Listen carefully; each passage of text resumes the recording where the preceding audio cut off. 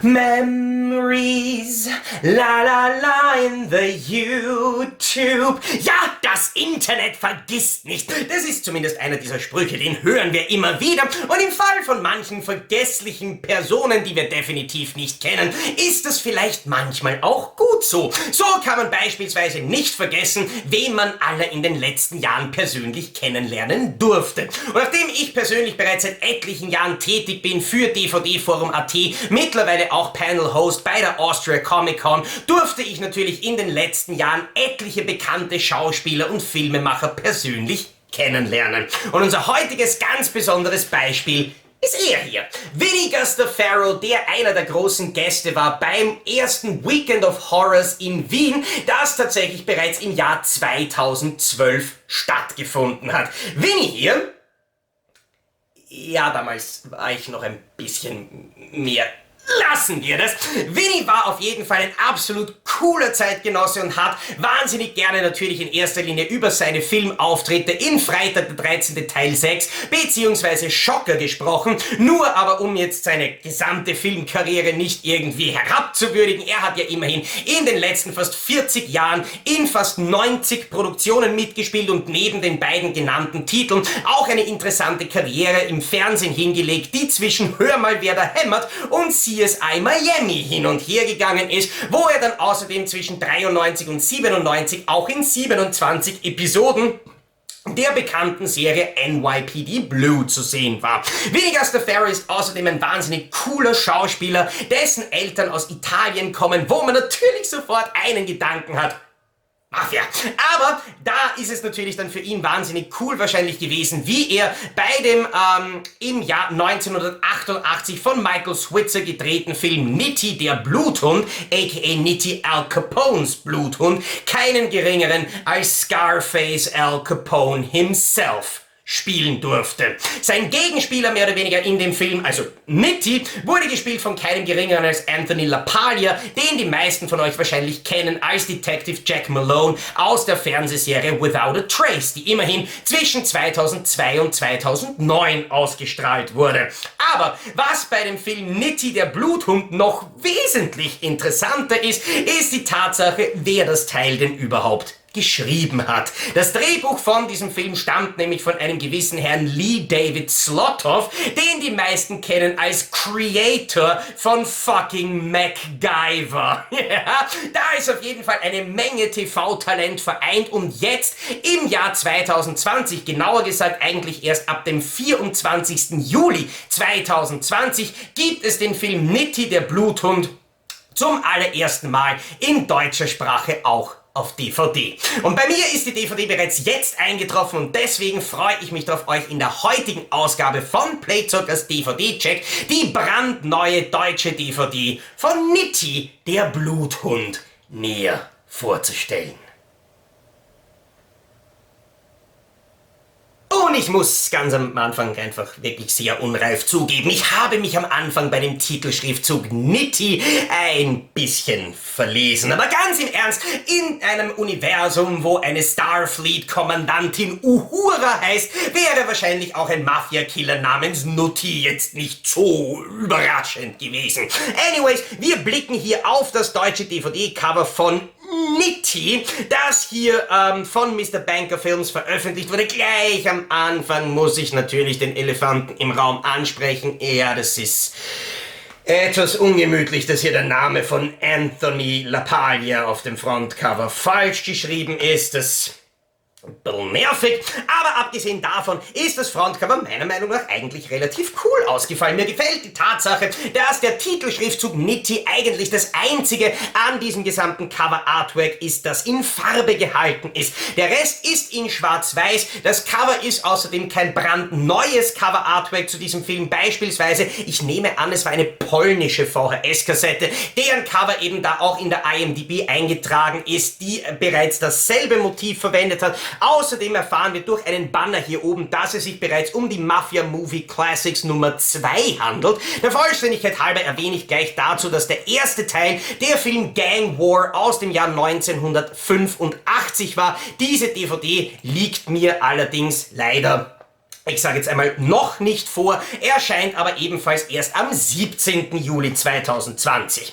Grundsätzlich finde ich das Cover-Artwork von der DVD eigentlich durchaus gelungen, auch wenn natürlich ein sehr schlichtes, schwarz-weiß-lastiges Cover-Artwork nicht unbedingt mein persönlicher Geschmack ist. Das Einzige, was mir persönlich auffällt, ist hier ganz vorne bei NITTI vor allem, merkt man gerade an den Grenzen und an den Übergängen, dass hier doch deutlich die Kompression zuschlägt, weil man offensichtlich auf eine Vorlage mit nicht besonders beeindruckender Auflösung und Bildqualität zurückgreifen musste, was normalerweise eigentlich ein absolutes No-Go ist im Fall von einem Film wie NITTI, aber tatsächlich fast nicht ganz so schlimm. Immerhin handelt es sich nämlich um eine Fernsehproduktion aus dem Jahr 1988, zu der nicht besonders viele verschiedene Artworks vorliegen. Interessant ist allerdings in dem Vergleich auch, dass man nicht das deutlich farbenfrohere und meiner Meinung nach auch deutlich interessantere alte deutsche VHS-Cover-Artwork von Sony und VMP verwendet hat. Im Hintergrund bei diesen deutlich groberen Strukturen, weil es sich entweder verläuft oder weil die aus einem anderen Master stammen, fällt das nicht ganz so deutlich auf. Insgesamt würde ich sagen, das Cover-Artwork ist eher so. Schauen wir jetzt einmal über den Spine, wo wir eben den Filmtitel noch einmal lesen, auf das Backcover. Da bekommen wir ähnlich wie auch bei den Science-Fiction-Classics, wo ich in der letzten Zeit auch schon ein bisschen was besprochen habe, einmal wieder 4 Bilder aus dem Film, dazu noch ein kurzes Kritikerzitat, ein hochspannender Mafia-Krimi, den das Leben schrieb. Nein, Lee David Zlotow hat den Film geschrieben. Außerdem bekommen wir die Inhaltsangabe, die technischen Details, erfahren, dass es als Bonusmaterial nur eine Trailer-Show gibt und können jetzt einmal ins Innere von dem Package blicken. Da bekommen wir natürlich einerseits auf der Rückseite vom Frontcover eben die veränderte Version mit dem großen FSK-Logo, das da eigentlich relativ gut genauso links ins Eck gepasst hat, zu sehen und dann noch dasselbe Covermotiv auch noch auf der Disc, wo das eigentlich auch gar nicht einmal so schlecht aussieht. Jetzt einmal die Pixelbildungen vorne weggelassen, aber insgesamt ist es ein sehr, sehr, sehr einfaches, aber wenn man jetzt einmal nicht besonders genau hinschaut, doch durchaus akzeptables Package. Aber ob jetzt nur das Package akzeptabel ist oder vielleicht auch der ganze Film, das möchte ich euch jetzt zeigen. Denn, wie bereits erwähnt, stammt der Film NITTI, der Bluthund, aus dem Jahr 1988 und wurde damals sogar nur für das amerikanische Fernsehen gedreht.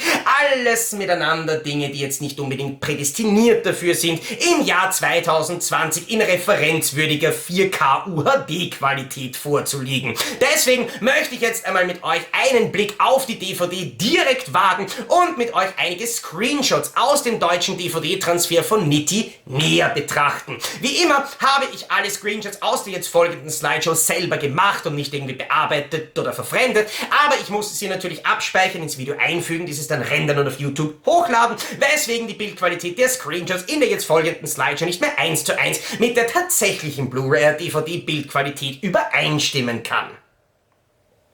Aber ich denke, wir können bereits auf den ersten Blick bei den ersten Screenshots entdecken, ja, es ist eine ältere Filmproduktion, die offensichtlich nicht in HD-Qualität vorliegt, aber meiner Meinung nach ist die hier vorliegende Bildqualität für eben eine DVD-Präsentation einer amerikanischen Fernsehproduktion aus dem Jahr 1988 mehr als nur zufriedenstellend. Wir bekommen eigentlich grundsätzlich gute Schärfe, wir bekommen sogar einen Transfer mit einer durchaus gelungenen Detailzeichnung. Die Farben wirken weitestgehend natürlich, lediglich ein bisschen kräftiger hätten sie teilweise sein können. Der Kontrast ist Alters- und Material, vor allem Archivmaterial bedingt, ein bisschen steil ausgefallen, hellere Bildbereiche neigen dazu dezent zu überstrahlen. In dunkleren Szenen merkt man schon recht deutlich, dass der Detailgrad auch deutlich zurückgefahren ist, aber insgesamt muss man sagen, das ist ein durchaus angenehmes, durchaus anschaubares Bild.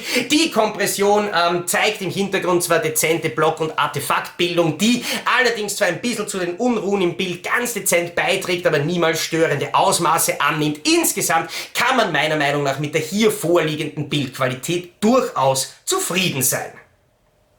Und ich muss zugeben, der erste Gedanke, wie ich das DVD-Cover von NITTI gesehen habe, war: Warte mal, da steht der Name von Anthony LaPaglia falsch. Aber direkt danach kam sofort der Enthusiasmus. Holy crap, es ist ein Film mit Vinegar the Pharaoh. Und ich persönlich liebe es, Filme zu sehen mit Leuten, die ich bereits einmal persönlich kennenlernen durfte.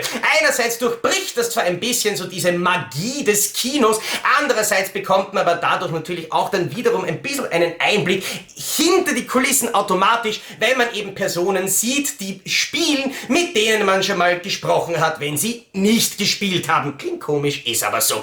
Ich persönlich habe es wahnsinnig genossen, die Performance von Vinegar the Pharaoh als Al Capone zu sehen. Er hat das wirklich gut gemacht, aber wer in diesem Film wirklich absolut großartig brilliert, ist Anthony LaPaglia als NITTI himself. Er hat in dieser Rolle eine unglaublich weite Range. Er schafft es, die verschiedenen Emotionen und vor allem die verschiedenen Stadien seiner Charakterentwicklung absolut perfekt zum Ausdruck zu bringen, ist ein großartiger Schauspieler und alleine sein tolles Schauspiel, auch das Schauspiel von Vinegar the Pharaoh natürlich bei mir ein bisschen auch persönlich beeinflusst, ist das Ganze ein wirklich sehenswerter, wirklich spannender, wirklich atmosphärischer, gut gespielter, gut gedrehter und auch gut geschriebener Film, der mich persönlich für eine amerikanische Fernsehproduktion aus den späten 80ern wirklich positiv überrascht hat. Es ist weniger so dieses Hin und Her handeln bis zur nächsten Werbeunterbrechung. Hier bekommt man eine spannende Mafia-Story zu Gesicht, sodass all jene, die sich gerne Mafia-Filme anschauen und sich vielleicht nicht mehr mit den absoluten